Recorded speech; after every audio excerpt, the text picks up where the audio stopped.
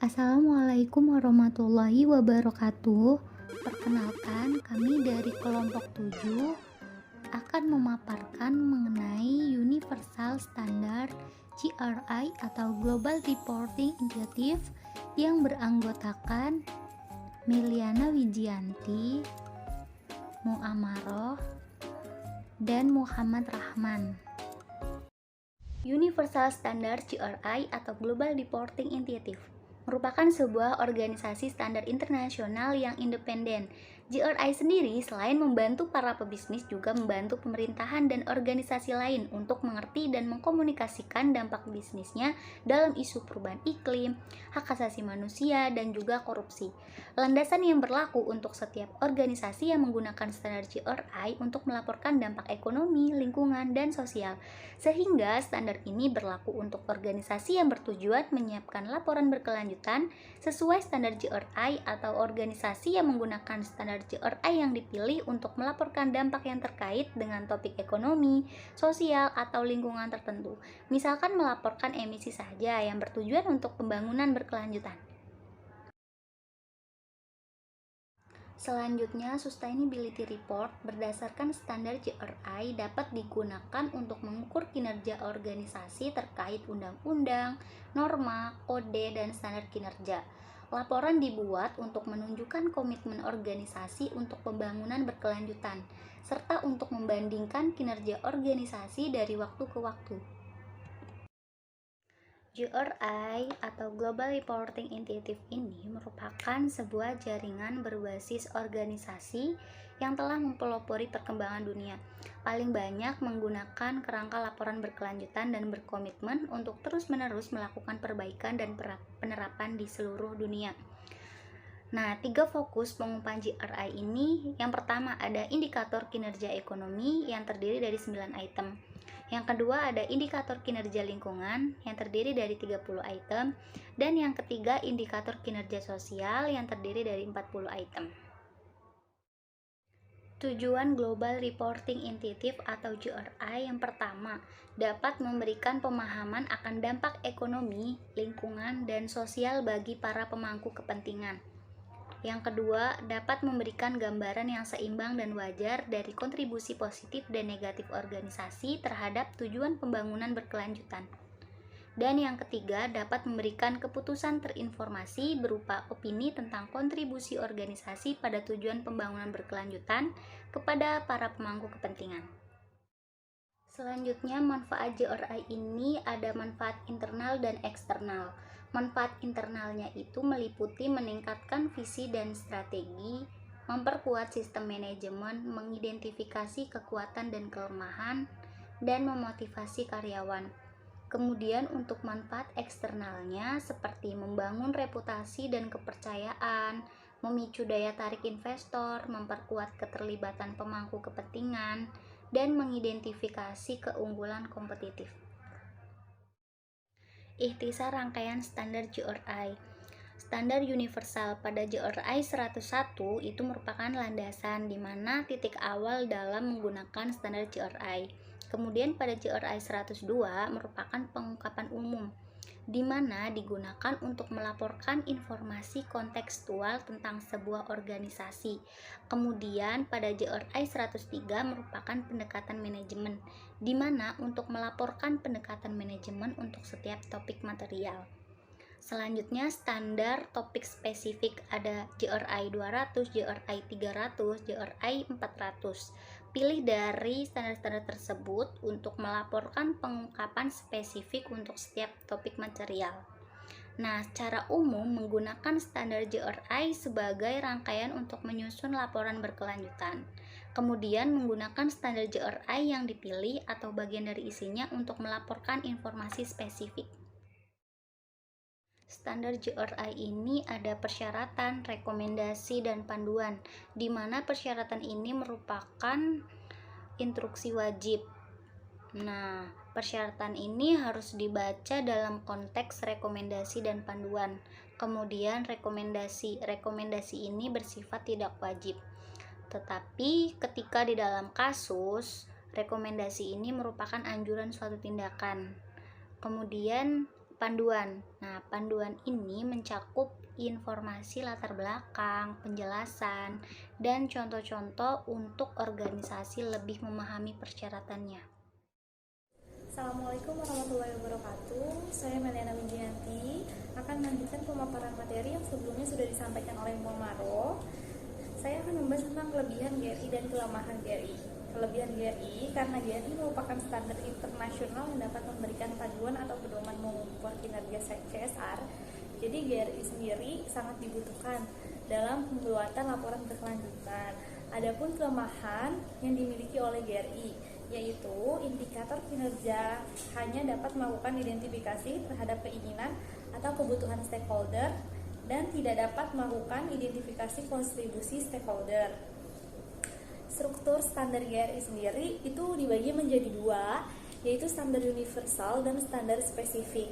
Apa standar universal dan apa itu standar spesifik? Standar universal merupakan seri 100 dan standar spesifik berisi tentang seri 200 tentang ekonomi, seri 300 tentang lingkungan, dan seri 400 tentang sosial. Nah, kita sebelumnya akan masuk ke standar universal. Standar universal seri 100 itu dibagi lagi menjadi 3, yaitu GRI 101, 102, dan 103. GRI 101 itu merupakan landasan, yaitu penggunaan rangkaian standar GRI untuk menetapkan prinsip-prinsip laporan, untuk menentukan isi kualitas laporan, mencakup persyaratan untuk mempersiapkan laporan berkelanjutan. GRI 102 merupakan pengungkapan umum, yaitu melaporkan informasi kontekstual tentang sebuah organisasi dan praktik laporan keberlanjutannya. Biasanya berisi tentang profil, etika, kinerja, dan sebagainya. Nah, GRI 103 merupakan pengendalian manajemen di mana digunakan untuk melaporkan informasi tentang bagaimana sebuah organisasi mengelola topik materialnya. Hal ini akan bersangkutan kepada standar spesifik. Itu akan membahas lebih rinci lagi. Setelah membahas GRI 100, kita akan membahas standar dalam seri ekonomi 200, di mana membahas aliran modal di antara pemangku kepentingan yang berbeda dan dampak utama ekonomi dari sebuah organisasi di seluruh masyarakat. Terdapat 7 subbab GRI 200. GRI 201 tentang kinerja ekonomi, dan terdapat poin-poinnya, di mana poin 1 nilai ekonomi langsung yang dihasilkan dan distribusikan. Poin 2 implikasi finansial serta risiko dan peluang lain akibat dari perubahan iklim.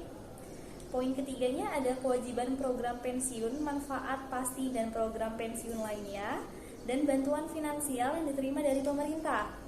GRI 202 sendiri tentang keberadaan pasar, di mana terdapat poin-poin, yaitu poin 1, rasio standar upah karyawan entry level berdasarkan jenis kelamin terhadap upah minimum regional.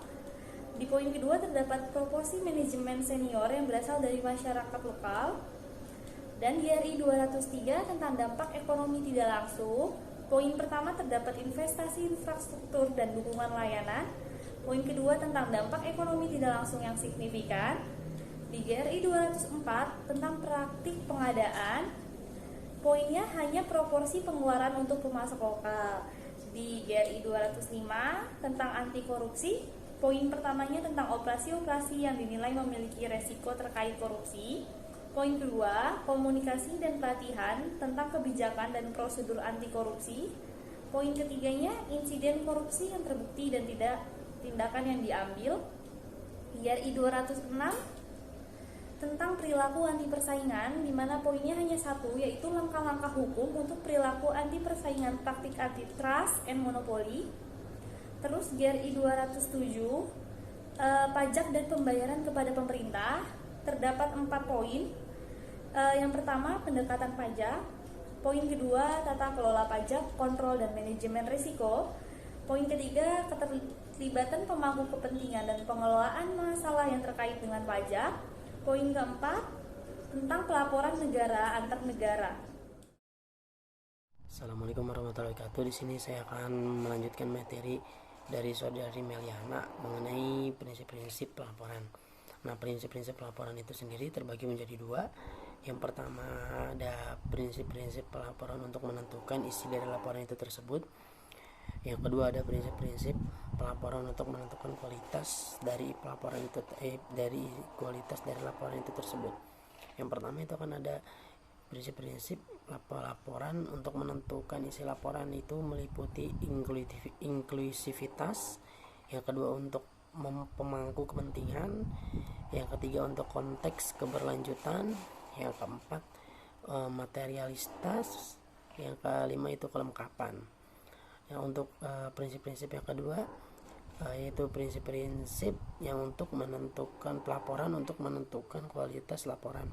Yang pertama itu ada akurasi, yang kedua ada keseimbangan, yang ketiga itu ada kejelasan, yang keempat itu ada keterbandingan, yang kelima ada keandalan, yang keenam itu ada ketepatan waktu. Nah, di sini selanjutnya akan menggunakan standar GRI untuk pelaporan keberlanjutan. Nah, syarat-syaratnya apa aja sih? Syarat-syarat yang wajib dilakukan dalam proses persiapan laporan keberlanjutan itu ya meliputi prinsip-prinsip laporan telah diterapkan. Nah, prinsip-prinsip laporan tersebut apakah sudah diterapkan dalam GRI itu? Nah, yang kedua ada pengungkapan yang memberikan informasi kontekstual tentang organisasi yang telah dibuat. Nah, jadi sebelum organisasi itu dibuat, kita harus mengetahui konsepnya seperti apa, terus jalannya tujuannya untuk apa gitu. Nah, yang ketiga ada setiap topik material telah diidentifikasikan dan dilaporkan. Nah, jadi setiap ketika ada topik nih, misalnya topik apa yang akan dijelaskan atau akan didiskusikan dalam materi tersebut, nah itu harus diidentifikasi dan dilaporkan terlebih dahulu, benar atau enggak, kejadiannya benar atau enggak, biasanya kayak gitu. Selanjutnya ada membuat klaim terkait penggunaan standar GRI. Terdapat dua pendekatan dasar dalam menggunakan standar GRI. Nah, pendekatan ini yang pertama meliputi menggunakan standar GRI sebagai satu rangkaian untuk mempersiapkan laporan keberlanjutan yang sesuai dengan standar. Nah, jadi itu untuk menggunakan standar GRI itu kita harus mempersiapkan rangkaiannya seperti apa.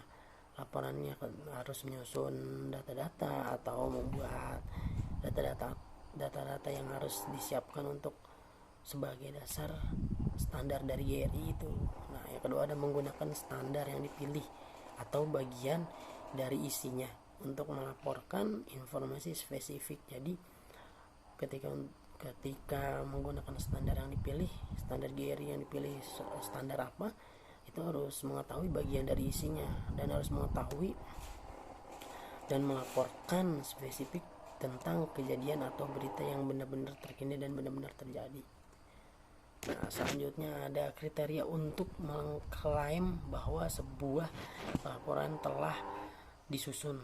Nah, bagaimana nih kita sih mengetahui ketika misalkan laporan itu mengklaimnya bahwa laporan itu telah disusun dan sesuai standar GRI.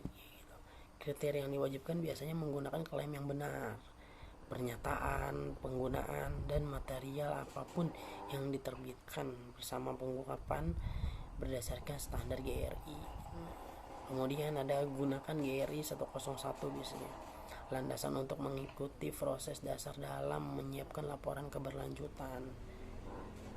Yang kedua ada gunakan GRI 102, pengungkapan umum untuk melaporkan informasi kontekstual mengenai organisasi. Jadi ketika ingin melaporkan kontekstualnya sebuah berita atau pengungkapan umumnya itu harus mengenai organisasinya. Nah, pilihan intinya menyertakan pernyataan berikut, yaitu seperti laporan ini telah disusun sesuai standar GRI. Nah, pilihan intinya memenuhi semua persyaratan dalam bagian 2 dari GRI, landasan menggunakan standar GRI untuk pelaporan keberlanjutan. Nah, kemudian ada memenuhi semua persyaratan pelaporan untuk pengungkapan berikut dari pengungkapan umum.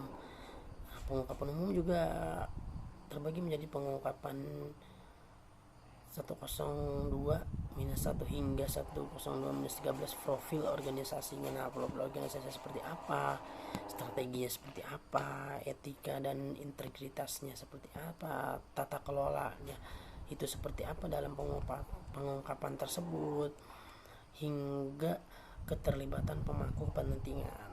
Pilihan komprehensifnya itu menyertakan pernyataan berikutnya, seperti laporan ini telah disusun sesuai dengan standar GRI pilihan komprehensif. Nah, jadi sesuai, udah dipilih, udah benar-benar udah memenuhi standar dah gitu. Enggak kayak cuma sekedar membuat laporan gitu aja atau gimana gitu. Nah, juga memastikan bahwa alasan tidak mencantumkan digunakan dengan benar jika tidak ada. Nah, jika misalnya alasan-alasan yang benar-benar emang nggak usah dicantum. Misalnya dia tuh misalkan standar, oh ini harus menggunakan alasan seperti ini, mungkin di situ yang nggak ada, nggak usah diikuti, nggak usah dicantumkan gitu. Jadi sesuai data spesifikasi yang kita temukan aja gitu. Memberitahu GRI mengenai penggunaan standar. Nah, jadi itu menggunakan standar itu seperti apa, kosakatanya seperti apa kayak gitu. Sebagai pengecualian, suatu organisasi menyiapkan laporan keberlanjutan sesuai dengan standar GRI tidak dapat melaporkan pengungkapan yang diwajibkan. Organisasi tersebut harus memberikan alasan tidak mencantumkan dalam laporan yang menjelaskan informasi spesifik yang tidak dicantumkan dan menentukan salah satu dari alasan untuk tidak mencantumkan berikut. Jadi misalnya yang tidak perlu, seperti misalnya contohnya yang tidak berlaku itu misalkan sebutkan alasan mengapa pengungkapan dianggap tidak berlaku, seperti kayak gitu. Nah, ada lagi mungkin contoh itu seperti kendala kerahasiaan. Jelaskan kendala kerahasiaan spesifik yang menghalangi pengungkapan gitu. Itu jadi yang diwajibkan dalam program kemudian alasan yang tidak dicantumkan tuh kayak ibaratnya kata-katanya singkat gitu. Hanya misalkan tidak berlaku. Nah, itu kan kita nggak tahu tuh kata-kata tersebut kemana kayak gitu. Oke, sekian dan terima kasih. Kurang lebih mohon maaf. Assalamualaikum warahmatullahi wabarakatuh.